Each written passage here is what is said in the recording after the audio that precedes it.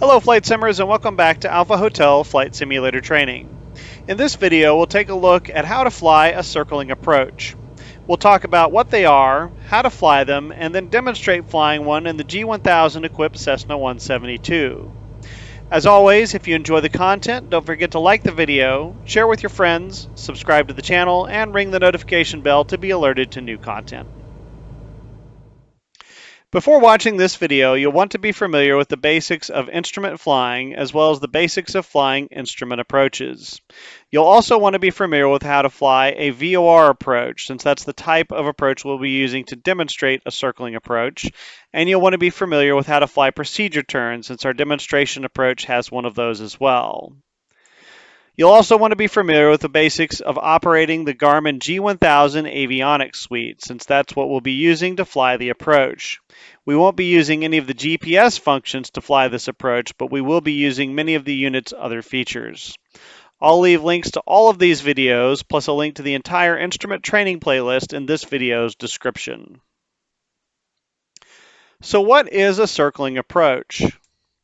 A circling approach is any instrument approach that's made to a runway where the final approach course of the approach is offset more than 30 degrees from the heading of the runway of intended landing. It requires that you descend to the circling MDA for the approach, then maneuver to the landing runway after acquiring visual contact with the airport environment. Because of this, both ceiling and visibility minimums are typically higher for a circling approach than they are for a straight-in approach. You'll notice that most instrument approaches have circling minimums published on them. That's because you usually have the option to fly an approach to one runway and then circle to land on a different runway. For example, if we're looking at the ILS approach, ILS or localizer approach to runway 36 at New Century Air Center, identifier on that is Kilo India X-Ray Delta in Olathe, Kansas. It's the first ILS approach we demonstrated on this channel. Let's say that the winds are strong out of the northeast. They're 040 gusting up to like 30 or something like that. And we would like to fly the ILS to runway 36, but we would rather land on runway 4 where the winds are straight down the runway. So what we can do is we can fly that ILS approach or localizer approach to runway 36 and utilize the circling minimums instead of the straight-in minimums. And then we can circle to land to runway 4 once we have the airport in sight. It's worth noting that all circling minimums are minimum descent altitudes, or MDAs, meaning you generally want to fly them as non-precision approaches, descending to the MDA and then flying forward until you get a visual on the field or reach the missed approach point and execute the missed approach. There are some approaches, however, that are not designed to be flown to a specific runway. They're designed to be flown only as circling approaches. Where normal straight-in approaches are always designated with the type of approach followed by the runway they serve, for example, our ILS or localizer to runway 36 in New Century Air Center in Olathe, Kansas, circling-only approaches are designated with the type of approach followed by a letter, for example, the VOR Alpha into Little Rock. You'll notice that these approaches only have circling minimums published for them in the minimum section. The letter tacked on to the end of the approach title is usually an A, but if there are multiple circling approaches to a single airport, each one gets a letter, starting with an A and working their way up the alphabet in the order the approaches were put into use. For example, in Gunnison-Crested Butte Regional Airport in Gunnison, Colorado, they designed a VOR or GPS approach that comes in from the southwest, and because it was the first circling approach to be designed for the airport, it got the designation of VOR or GPS Alpha. And then they designed a second approach that is a GPS approach that comes in from the east.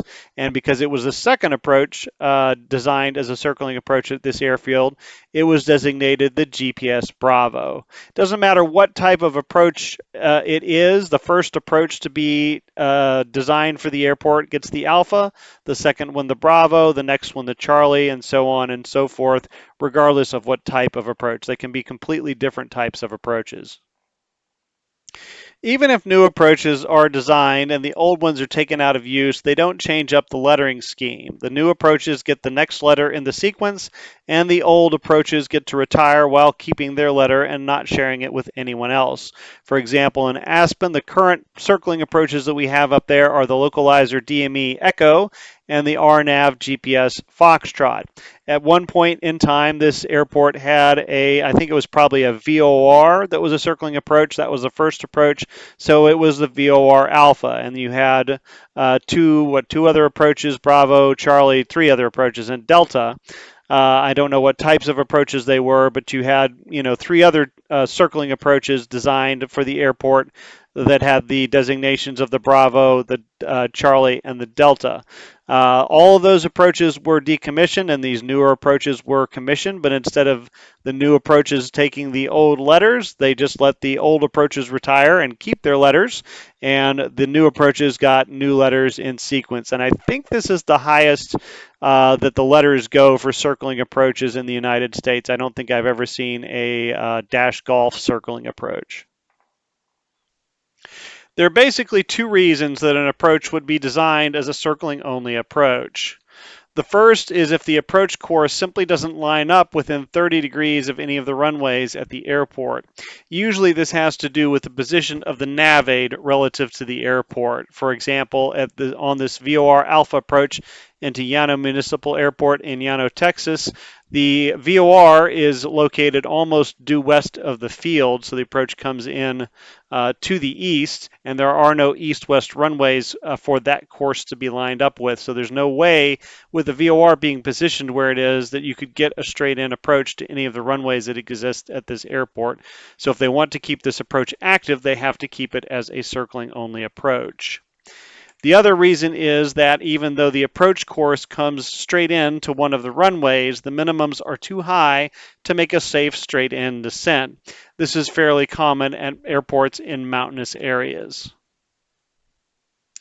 The FAA has cut down on the number of circling-only approaches that exist in recent years. The advent of RNAV GPS approaches allows the design of straight-in approaches at most airports now. But there are still quite a few circling only approaches out there, and still a few airports where flying a circling approach is the only way to get into the airport under IFR.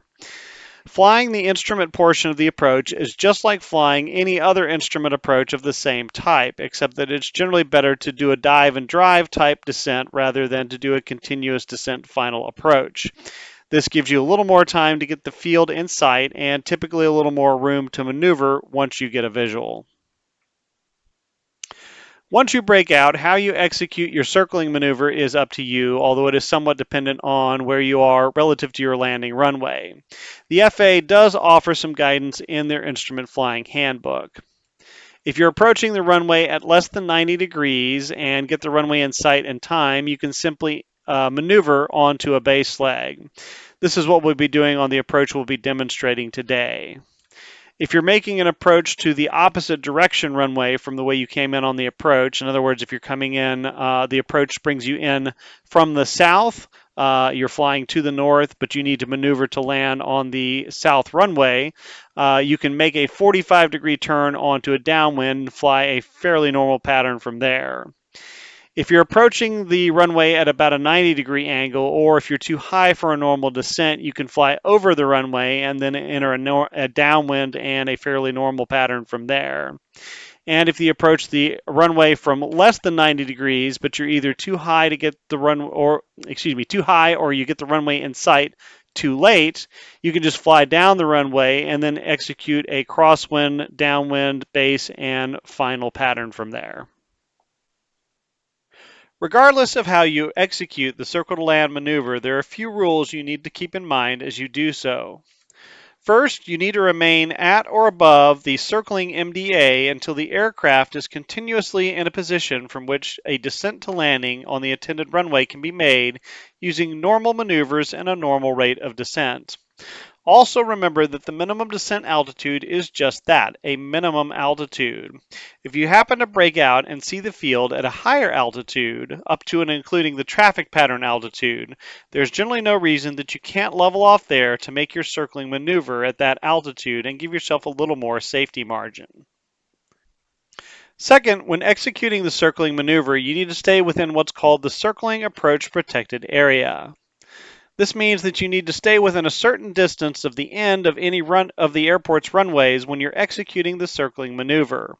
The distance you need to stay within is determined by your category of aircraft. For example, in our Category A Cessna 172, the circling approach protected area is 1.3 nautical miles. So we need to stay within 1.3 nautical miles of the end of any runway at the airport while we're executing our circle to land maneuver. If we're a Category D aircraft, which is most of your heavier airliners, then that distance is going to expand to 2.3 nautical miles. So we need to stay within 2.3 nautical miles of the end of any runway while we're executing the circle to land maneuver. For many approaches, the FAA now has what it calls expanded circling approach maneuvering airspace, which came into use on approaches designed after 2012. On approaches that use this expanded maneuvering airspace, the circling approach protected area is not based not only on the approach category of your aircraft, but also on the altitude in feet above mean sea level of your MDA. The reason for this is that at higher altitudes, aircraft are traveling at higher true airspeeds and thus need more room to maneuver. So, for example, our Category A Cessna 172, if we are at or below, if our MDA is at or below 7,000 feet, our circling approach protected area is going to be 1.3 nautical miles. If we are above 7,000 feet, then that airspace expands to 1.4 nautical miles from the approach from the approach end of any runway. Not really significant for Category A aircraft, but if you look at a Cat D aircraft, which is going to be, again, your heavier jets, your airliner type aircraft, you start with a distance of 3.6 nautical miles. You immediately start going up, and by the time you get to 9,000 feet, you're up to 4.4 miles for that circling approach protected area. You can tell if the approach you're flying has enhanced circling minimums if it has a bold C beside the circling minimums on the approach plate. You can visualize the protected area by drawing a line from the end of each runway out to the distance you need to stay within, and then drawing an arc around the end of that line until the arcs connect. Finally, if you get the runway in sight and begin your circling maneuver, but then lose visual contact with the runway as you're circling, your missed approach procedure will be a little different. You need to make a climbing turn towards the landing runway initially to stay in the protected area before intercepting the course of the missed approach procedure. Also remember as you're circling that you may be lower and closer to the airport than you used to when flying a normal visual pattern, so make sure to adjust accordingly as you maneuver and descend. Before we get to our demonstration flight, let's take a quick look at sidestep approaches, which are a close relation of circling approaches. If you're flying into an airport that has two parallel runways that are within 1,200 feet of each other, sidestep minimums may be published. A sidestep maneuver is exactly what it sounds like. You fly an instrument approach to one runway, then when you get the runways in sight, you sidestep or slide over to land on the parallel runway. In the real world, if ATC wants you to execute the sidestep maneuver, they'll issue you clearance to do so as part of your instrument approach clearance. For example, if we're flying the ILS 28 right into San Francisco International and they want us to sidestep to 28 left, when approach issues us the approach clearance, they'll say you are cleared for the ILS 28 right, sidestep 28 left. Once we check in with the tower, they would give us a landing clearance for runway 28 left. We'd then use the sidestep minimums listed in the chart to fly the approach. It's worth noting that, like circling approaches, all sidestep minimums are MDAs and not decision altitudes, regardless of the type of approach that it is. You can still sidestep to a parallel runway if you don't have published sidestep minimums for an approach, but you would need to use the circling minimums or B and VFR conditions to do so. So let's demonstrate flying a circling approach by flying a short IFR flight in Arkansas between North Little Rock Municipal Airport, the identifier on that airport is Kilo Oscar Romeo Kilo, to Little Rock National Airport. The identifier on that airport is Kilo Lima India Tango. We'll plan to fly the VOR Alpha approach into Little Rock and circle to land runway 36. After we depart North Little Rock, we'll navigate directly to Little Rock VORTAC. We'll then fly the procedure turn to get established on the approach and then continue in on the approach from there. Our filed route will be North Little Rock Municipal Airport, direct to Little Rock VORTAC, direct to Little Rock National Airport. We'll file for an altitude of 3,300 feet, which is not a normal IFR altitude, but it keeps us at the MSA on the approach of 3,300 feet. In real life, I would probably call Little Rock Tracon Little Rock Approach and ask them if 3,000 feet would be above their minimum vectoring altitude on this route of flight, and if I could file that as an altitude. But since I don't have the minimum vectoring altitude data available to me, and I can't talk to Little Rock Approach, I will just go ahead and say that we're going to file 3,300 feet. I know that will keep me at a minimum IFR obstacle clearance, legal obstacle clearance altitude. The flight is just under 14 nautical miles, track miles long, and it should take us about 15 minutes to fly in the Cessna 172 with the procedure turn and the approach. We'll plan to depart runway 5 at North Little Rock. We've checked the departure procedures for North Little Rock, and while there are a lot of obstacle departure notes, there are no non-standard takeoff minimums or special departure procedures, so we can just use the standard diverse departure procedure of flying runway heading to 400 feet AGL or 945 feet on our altimeter before we turn on course. We'll assume that the weather in North Little Rock is good enough that we can get back in on one of the approaches there, or that we feel comfortable with how close we are to Little Rock and using one of the approaches down there if we need to, and that we feel comfortable departing. The weather report for Little Rock is currently calm winds, 1 statute mile visibility and mist, overcast ceiling of 800 feet, temperature 23, dew point 23, altimeter 2992, with a forecast for it to remain the same for the next few hours. We'll assume that we have filed an alternate for the flight and that it is a legal alternate. All right, so let's take a good thorough look over the approach plate to make sure we know everything we need to know about this approach, and then we'll talk about specifically how we're going to fly this in the Cessna 172. First thing we want to check out is to make sure that we have the right approach and the right airport and the right city. Top left, it tells us this is Little Rock, Arkansas. That is where we want to be. It tells us that this is the VOR Alpha approach. That's reiterated down here. And it tells us that this is to Bill and Hillary Clinton National Airport, Adams Field. The identifier, FAA identifier is LIT, which means the ICAO identifier would be KLIT. It tells us over here that the primary nav aid for the approach is the Little Rock VORTAC, and it gives us the 3-letter identifier. It gives us the frequency, and then it tells us there is a TACAN channel here. We can't do anything with that as a civilian user, but it does tell us that this does have DME, being a VORTAC. All of that information is repeated on the plan view down here. Tells us the station name, the frequency identifier, gives us the identifier in Morse code, and repeats the TACAN channel, and the bold box means that is the primary nav aid for this approach. You see at the top of the box it says IAF, which means it's an initial approach fix, which means this is someplace we can begin our approach at if we are willing to fly that procedure turn. Down below that, the little T tells us that there are non-standard takeoff minimums, obstacle departure notes, or a non-standard obstacle departure procedure. We'll need to look at that if we plan to depart the field under IFR, but right now that's not applicable to us. Also tells us if we want to file this airport as an alternate, that it has non-standard alternate minimums for filing this airport as an alternate. We are not filing it as an alternate, so that is not applicable to us. It does not have any notes for the approach, so there's no special notes about changing minimums or where we can or can't circle. And that is something that you want to pay attention to, because sometimes there are notes in this section here that give you restrictions on what you can do when you circle. It tells us that the missed approach procedure is a climbing left turn to 3,500 feet on the Little Rock 303 degree radial, track that radial out to roll in intersection and hold.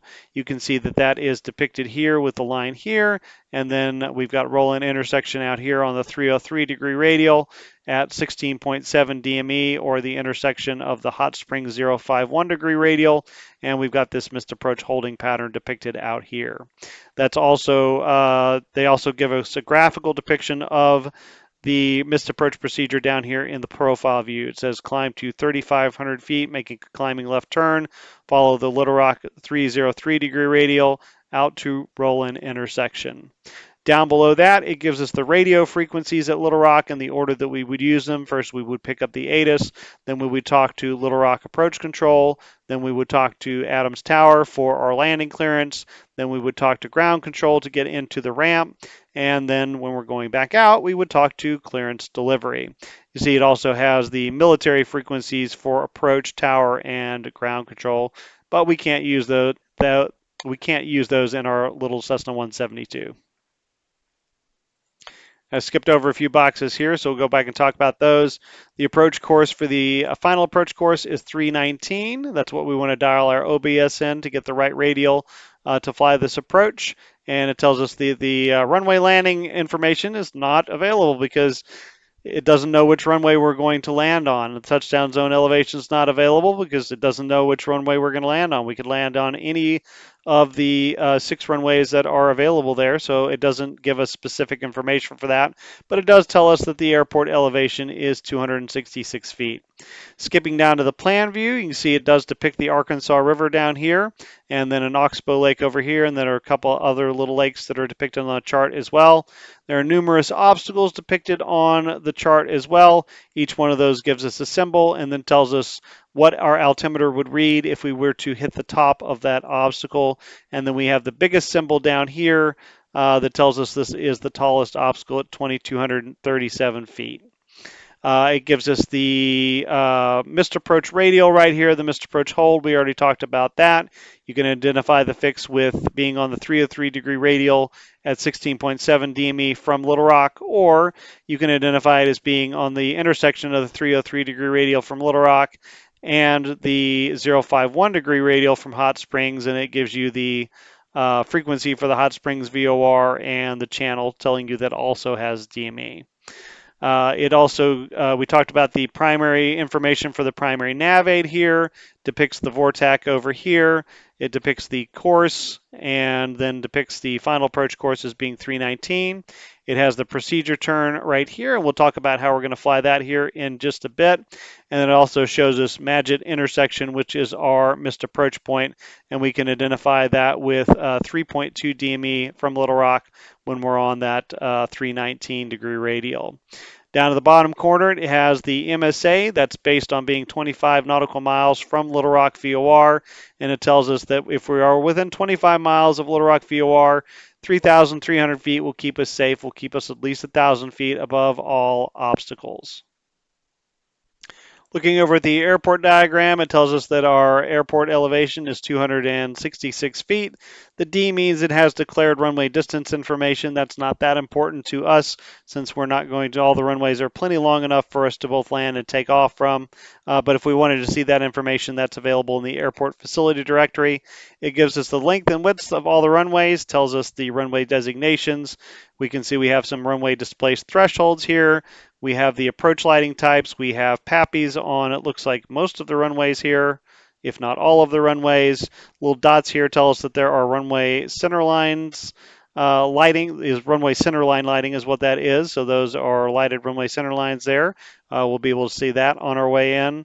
And it tells us the type of approach lighting that we have. We do have approach lighting on all the runways except for runway 18 and 36, and we again are going to be using runway 36.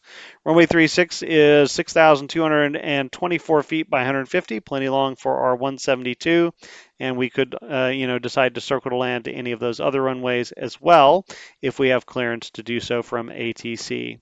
Shows us where the approach course comes in from. It shows us where the control tower is and how high that is. And then it tells us that 1836 has medium intensity runway lighting. The rest of them have high intensity runway lighting. And then it says it has touchdown zone lighting and center line lighting on the 2 big runways as well. It also gives us the distance from the final approach fix to the missed approach point, 3.2 nautical miles, and it gives us time down here. We do not need DME to shoot this approach, so if we wanted to, we could time between the VOR to determine where our final or where our missed approach point is, but we do have DME, so we're not going to need to use that. On the profile view here, you can see it shows that when you hit Little Rock VOR coming in from the north or wherever you come in from, then you can descend down to 2,500 feet as you go outbound on the procedure turn. Then once you get turned around and established inbound on the procedure turn, you can go down to 1,800 feet. The final approach fix is the Little Rock VOR, so once you get the flip from the to to the from, you can go ahead and descend down to your MDA.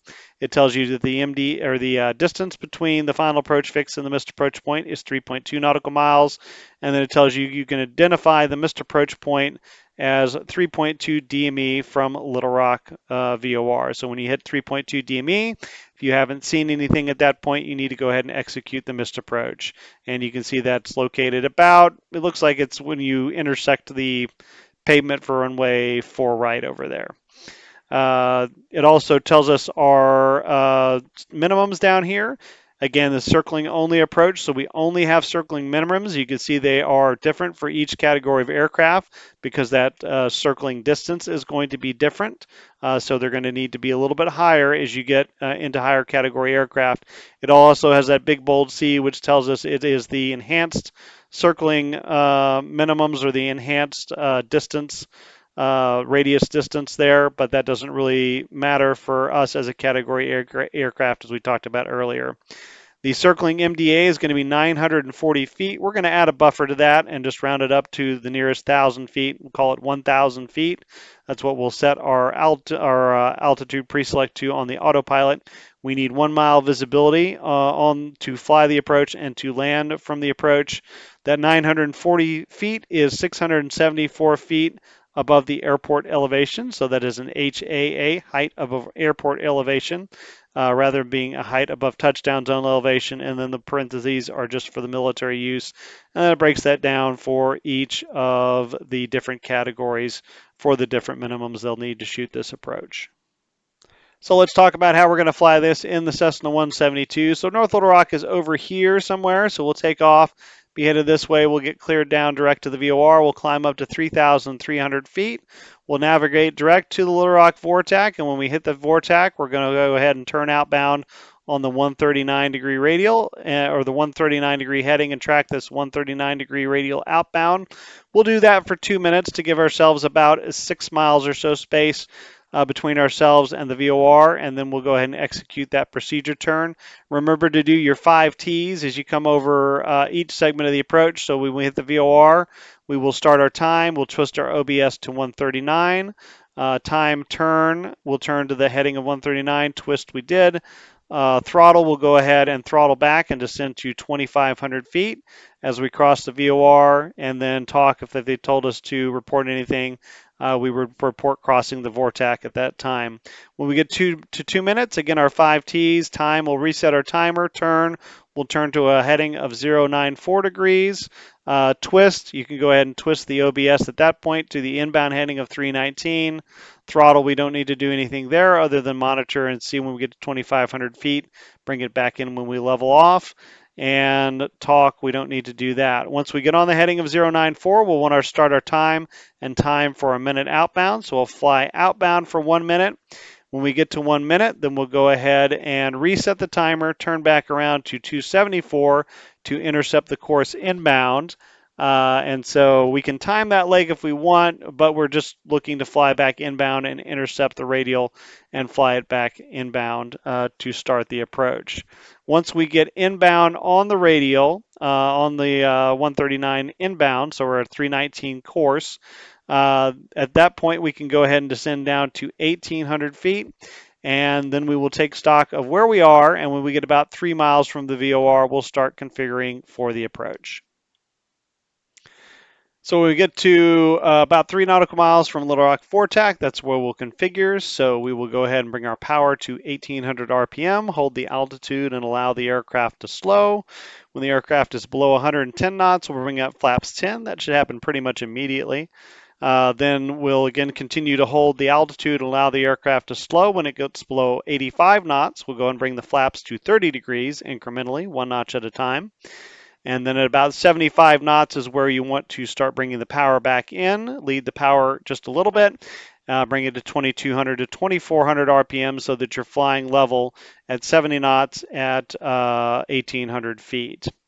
At that point, you want to go ahead and accomplish your before landing checklist, and then you can do whatever you'd like to do with the autopilot and the flight director.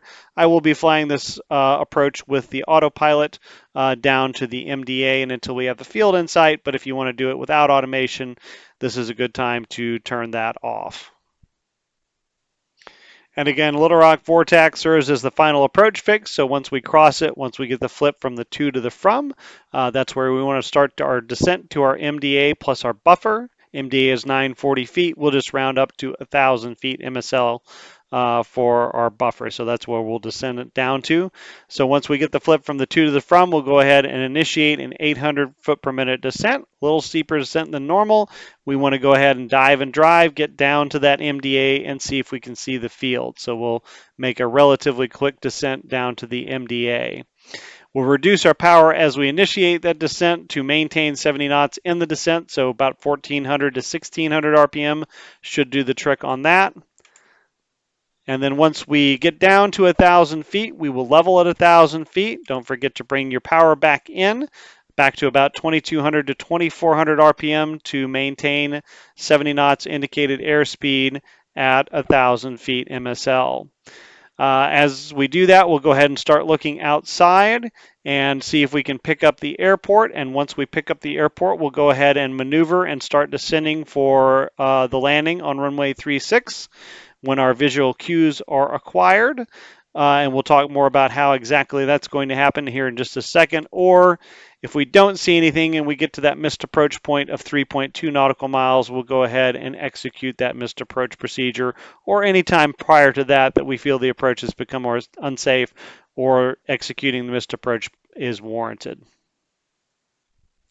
So to take a look at exactly what this circle to land maneuver will look like for runway 36, here is the approach course right here coming in from the VOR. And what we'll do is we level at 1,000 feet. And again, 3.2 is our missed approach point, and we will probably pick up the runway somewhere between 2.2 DME and 2.7 DME. We'll start to see runway 4 right, 22 left first.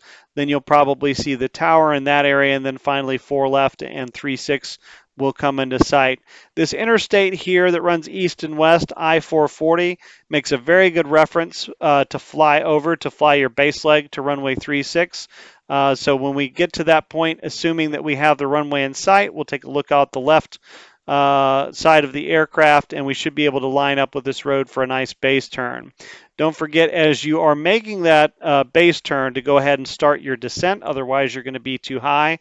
So as you start to make that turn onto base and fly over that road, go ahead and initiate a 400 to 500 foot per minute descent, and don't forget to reduce your power to about 1,800 RPMs to maintain 70 knots in the descent. If you do that, you should be about right on the altitude as you make that base to final turn, and should be pretty close to the glide path on the approach for 36.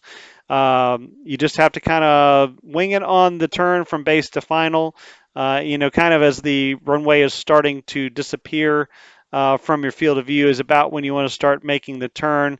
And it's better in flight sim generally to start making kind of a shallow turn and, intentionally undershoot rather than overshooting and having to correct back around. That gets you into where kind of a position where you're banking a little more than you should and potentially getting faster than you should. So when in doubt, start your turn a little earlier than you think you should.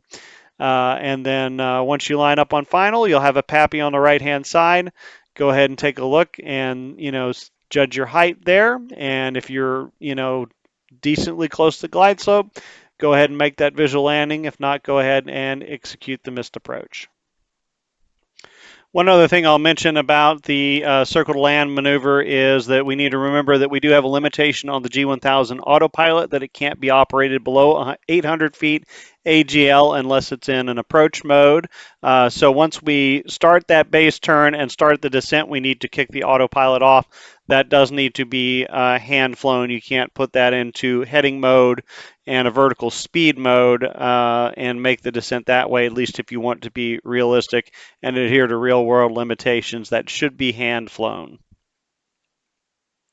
All right, so we'll go ahead and set up for the demonstration flight from the world map. We'll start at the top left and work our way across like we usually do. So for aircraft selection, you want the Textron Aviation Cessna 172 Skyhawk G1000. You won't see Arista Blue or the extra items on the aircraft unless you have this particular livery pack that I have. Liveries you can do whatever you would like to do with there. Weight and balance, we will go ahead and load up 2 full tanks of gas, and then we'll have the 2 170-pound occupants. We don't need to do anything with failures, and you can do whatever you'd like to do with customization. We will select the from airport, the departure airport. It will be Kilo Oscar Romeo Kilo, which is North Little Rock Municipal Airport. And you can start on runway 5 if you'd like, or you can start on the ramp. I will go ahead and choose to start on the ramp and get everything set up over there. Flight conditions, we will select a mid-June day, and that is mostly for lighting. And then we will select the bottom left-hand corner, noon, and then we'll get the weather set up once we go into the simulator session. So with that, we are ready to go ahead and enter the session and fly. So once we're in the session, we'll go ahead and set up the weather. So the first thing we'll do is, first we'll make sure that the altitude calculation is AMSL. Then we'll go into these cloud layers here. We will not do anything with the top 2 cloud layers. We'll just leave those alone. But we'll click on the bottom cloud layer. We'll set the coverage to overcast 100%. We will set the density to 0.5, which should give us about a mile visibility, which is what we'll need to see enough to execute the circling approach maneuver. Scatter, it doesn't matter what you set that to when you have overcast coverage, but I do have it set to 0. Altitude top, I have a set around 10,000 feet. And then the altitude bottoms, really you want to set this around 0. It won't let you enter exactly 0. I think actually you can do double 0. And that will set it at 0 feet. We set it right at sea level, or you can do just 1 foot or something like that. It's just 1,000 feet underneath our MDA with the buffer, and that provides enough cloud cover to give us some visibility restriction as we make the approach and make the maneuver for the circle maneuver. I'll X out of the cloud layers here and look at the rest of the settings. We don't have any precipitation. I wouldn't recommend adding any because that will reduce your visibility slightly and may make it difficult to see to execute the circling maneuver. You don't need snow depth. That would be unrealistic in the temperatures that we have. You don't need lightning. And then I have the temperature set to 75 degrees. Altimeter is set standard at 2992, or the pressure, excuse me. And then the humidity I have set at 1. And again, if you bump that up from 1, you might get a reduction of visibility that might make it hard to see to execute the approach. I do have this quick saved as a preset on the weather settings here, so I can pull that up quickly when I want to fly the flight, and you can do that too by using the save as icon, and then just save it as whatever you'd like. And that is the weather all set up, so let's go ahead and get the engine cranked up and let's get our avionics set up. All right, so we've got the aircraft cranked up, we've got the avionics booted up, and the G1000 has completed its initiation sequence. So we'll go ahead and set up the panel. First thing I'm going to do, it's already got our VOR preloaded in there for us. 13.9 is Little Rock VOR, so all we need to do there is swap that out into the active. You could put it in the backup as well, put it in nav number 2 if you would like to. I'm not going to do that. I know it's there if I need it. Actually, probably a good thing to do there would be to put in hot springs standing by in the backup, since that's how we can identify our missed approach fix. So if we wanted to do that, we could put 10.0 is hot springs, and I'll just leave it in the standby for the backup, so that if we wanted to use it for the missed approach, we could do that. Moving down to the bottom, PFD options, I am going to go ahead and bring up the DME. So I have a DME indication for Little Rock VOR. I'm going to go ahead and put the bearing pointer up there for nav number 1. That is all we need to do with the PFD options. I'll go ahead and put my CDI to VOR1, and I am going to go ahead and I'm receiving the VOR, so I'm going to go ahead and hit the center of the course button to send it direct to Little Rock VOR, because that's the first thing that I'm going to be doing, and I don't have to worry about looking for that once I get airborne. Let's see here. We don't need to do anything with ADF DME. Transponder we'll get with a clearance. Timer and reference, we'll go ahead and set some of that up. So what I'm going to do here is I'm going to set, whoops, I accidentally moved the altitude there. We'll get that here in just a second. Let's see here. We'll move down to the glide speed, and we'll set that as our approach speed, so we have a reference for our approach speed. Everything else there looks good, and then we'll go ahead and set our MDA. So we'll set this to Barrow, and then move the cursor over here and set it to 940 feet for our MDA, so we have a reference for that. And there's 940 feet, so that is good to go. We're done with the timer reference field. The next thing we want to do is set up for our departure with the autopilot. So we have been cleared to 3,300. I will go ahead and roll that into the altitude pre-select. So that is set up and ready to go. And then I'm going to put the heading over to 050. I'll double check that with the chart here in North Little Rock. Let's get it set up for runway heading for departure. Actually, I'll check that chart real quick, and it looks like runway heading is actually 053. So we'll go ahead and get that into the altitude section, or the heading bug there for departure.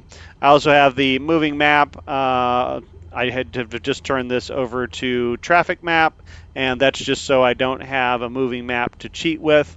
If you're going to fly instrument approaches on raw data, I feel like you should use the raw data and not use a moving map to cheat. So I do have that put away. So that is everything we need, I believe, with the G1000. It's all set up like it should be. So now we'll just call and get our clearance. All right, so we'll go ahead and call and get our clearance. North Little Rock does have a clearance delivery frequency. I believe it's a remote communication outlet that contacts Little Rock approach. So we'll call them up on the frequency. I'd probably use COM number 2 to do that. And say Cessna 172 Golf Hotel. We're on the ground at North Little Rock looking to pick up our IFR clearance to Little Rock. And if I didn't put a remark in the plan, I'd probably tell them, we're planning to fly the VOR Alpha into Little Rock as a practice approach. They call back, they say Cessna 172 Golf Hotel cleared to Little Rock Adams Field as filed.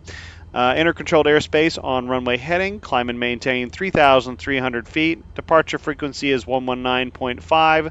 Squawk 5502.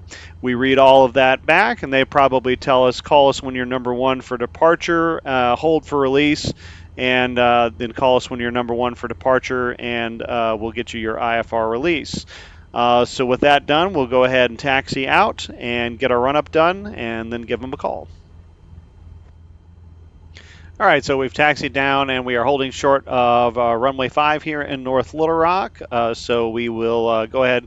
We have done our run-up, and we will call Little Rock clearance delivery and let them know we're number 1. They say you are released, and contact Little Rock approach 119.5 when airborne.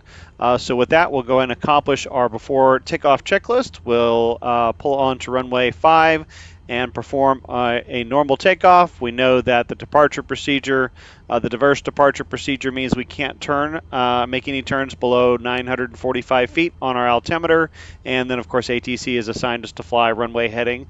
So we will fly runway heading until we get about traffic pattern altitude, and then we'll contact Little Rock approach. All right, so we're climbing out of Little Rock, or North Little Rock, on runway heading, climbing through the traffic pattern altitude. We've tuned up Little Rock approach, and we'll give them a call. We do have the after takeoff checklist accomplished.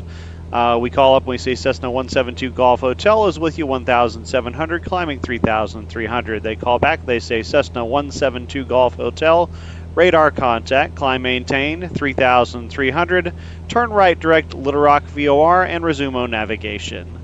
We read all that back, and what I'm going to do is I've got it in heading mode here, so I'll turn it over to where the bearing pointer is right now, where that blue needle is, to get it headed in the right direction. And I've got it in the flight level change mode, climbing at VY. There is our bearing pointer.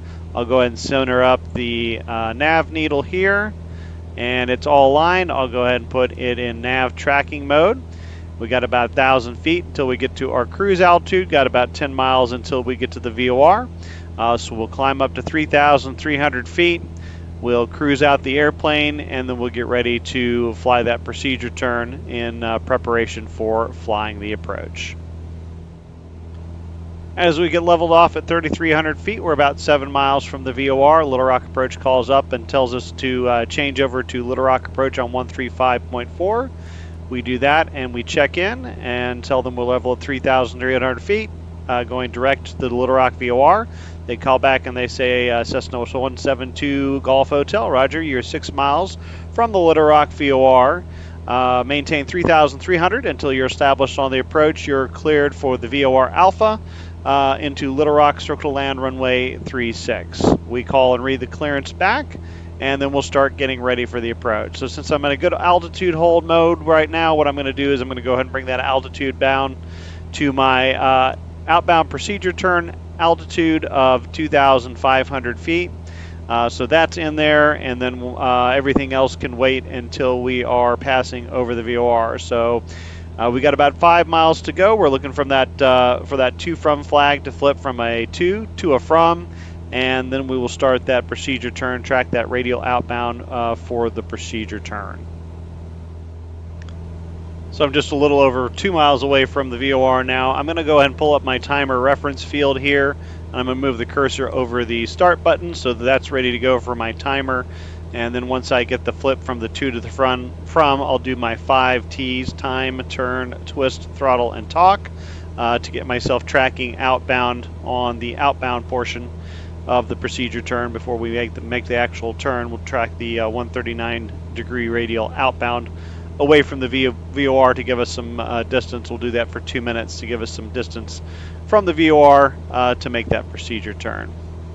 I'm guessing about half a mile is where we'll see the flip, since we're 3,000 feet above, or roughly half a nautical mile above the VOR. There's 0.5. There's the cone of confusion. I'm going to go ahead and put it into heading mode. And there is the back half, so I will go ahead and start the timer, press enter, make sure it's counting up, turn the heading to 139. So there is time, turn, twist. I'm going to twist this to 139 so we have a course reference to see that we're tracking appropriately. Looks like we need to turn a little bit this way to get that needle centered up. Throttle, we need to go ahead and descend, so I'll put it in a vertical speed of about 500 feet per minute to get down to our outbound procedure altitude, and I'll pull that throttle back to keep it at about 105 knots. There comes the course. It's centering up. As soon as it centers up, I will go ahead and hit nav, and we are in the VOR tracking mode, so we'll track that out radial outbound for us. We'll descend down to 2,500 feet. We'll go out 2 minutes, and then we'll make the actual procedure turn left to heading of 094 to get ourselves turned around and back on the inbound portion of the approach. So we did our time, turn, twist, throttle, and he's asked to call, we'll say that they asked us to call procedure turn inbound, so we don't need to do that at this time. Since I am tracking outbound in the VOR mode right now, I could actually twist this over to 094. That way, when I get to 2 minutes, all I have to do is hit that heading mode, and it will be good to go. All right, about 10 seconds left to go before we make the procedure turn outbound. Our altitude is capturing, so we need to remember to bring our power back in. There's the 2 minutes, so I will go ahead and reset the timer. I will turn to the heading mode. Twist, I'm going to twist it to the inbound heading, and all I had to do was hit the course inbound there, and it automatically went direct to time, turn, twist, throttle. We don't need to throttle on this leg. We need to stay at 2,500 feet until we're established on the procedure turn inbound. But what I can do is, since the inbound procedure turn altitude is 1,800 feet, my time didn't start, so I will hit that again. I'm going to go out about 45 seconds. I think I lost about 15 seconds there. So what I'm going to do is I'm going to get my altitude pre-select down to 1,800 feet, and that's the altitude I want to go down to once I'm established on the course inbound. So I'm waiting for about 45 seconds since the timer didn't start initially, and then we'll make the right turn back to the 274 heading to intercept the course. All right, so there is the time there. So we'll go back and turn around to a heading of 274. It'll be a right turn since we made the initial turn to the left. And we're just flying this heading until we intercept the course. So there is 274. We'll go through our 5 T's time. I will go ahead and reset the timer. Actually, we don't need to time this leg, and we don't need to time on the rest of the approach since our missed approach is determined by DME. So get rid of the timer. Turn. We're in the turn. Twist. We already have the OBS set to the correct heading for the inbound approach course. Throttle. We can't descend until we're actually established on the inbound course. And talk, we will key up and we'll tell them Cessna 172 Golf Hotel is established on the procedure turn inbound. They say Cessna 172 Hotel, contact tower 118.7. We'll go ahead and do that. We'll assume we flip over and we get a landing clearance. You're clear to land runway 36. And we are coming, the course is coming alive. I'm going to wait till it gets about the 1 dot there, about the quarter scale deflection mark there. And then I'll go ahead and swing it over with the heading. I'm going to put about a 10-degree intercept until it's good and centered up here. And then once it's good and centered up, I'll go ahead and re-engage that VOR tracking mode.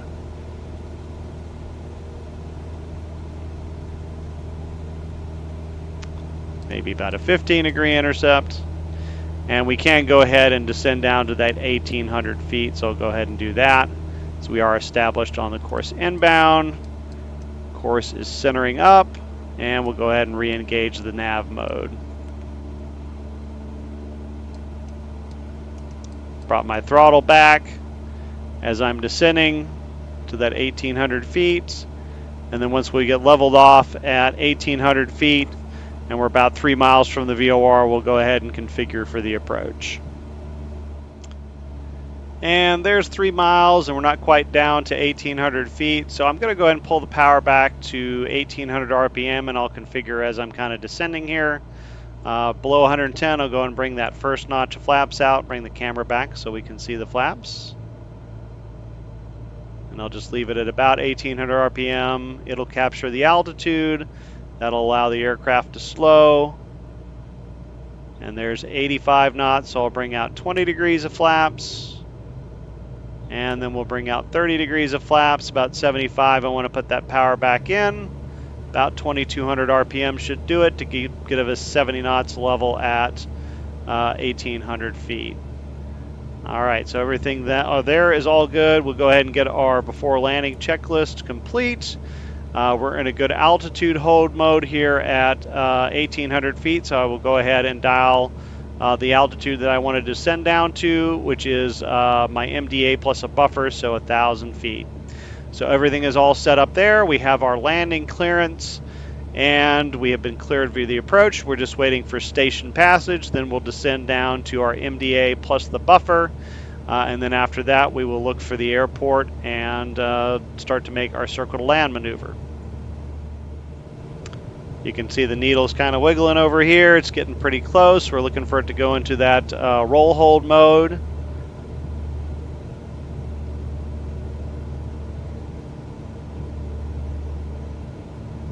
And the autopilot's not going to chase it. That's good. We're almost right on top of it.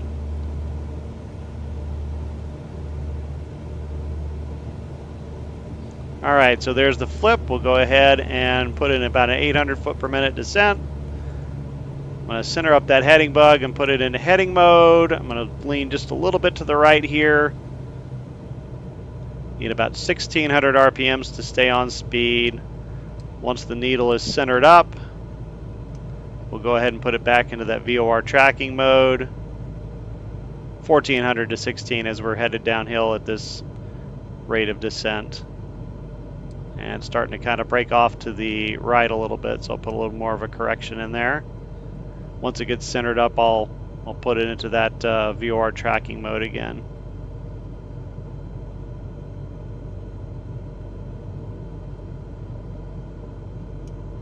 A little bit more, center it up there.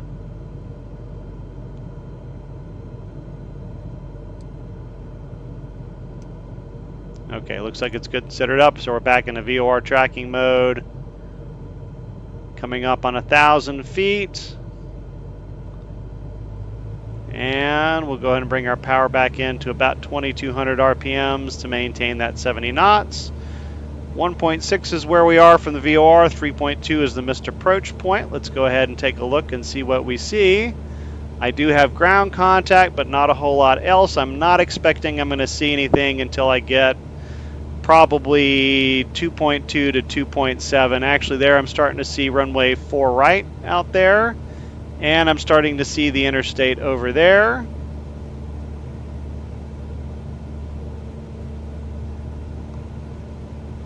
And I'm starting to see 3, 6, and 4 come into sight. So I'm going to kick off the autopilot, kick off the flight director.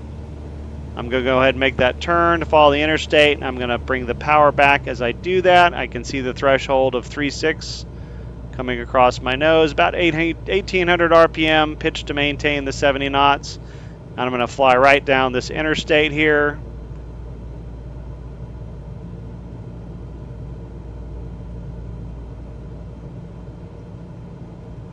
It's going to feel like you're too low because you're so tight in, but you do want to keep about a 400 to 500 foot per minute descent in here. And then once I get to this area right here is about where I'm going to start my my turn to final. There's 500 feet above the ground. That's about right for as tight as this pattern is. I'm going to shallow out the descent just a little bit. Need to watch my speed. And again, there's the runway kind of disappearing on me. So I'm going to go start kind of a shallow turn. I don't want to do any more than 30 degrees of bank. Just be really careful in Flight Simulator as you make these turns. There's a tendency to let the nose drop too much or pull the nose up and get slow. And you can see we're staying within 30 degrees of bank. Just a little bit high, so I'm going to pull the power off just a little bit.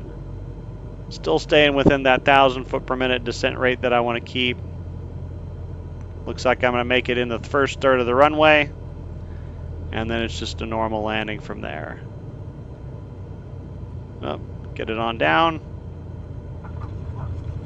So that is how you perform a circling approach. So when should you consider yourself proficient at these approaches? There are actually 2 sets of standards that you need to look at.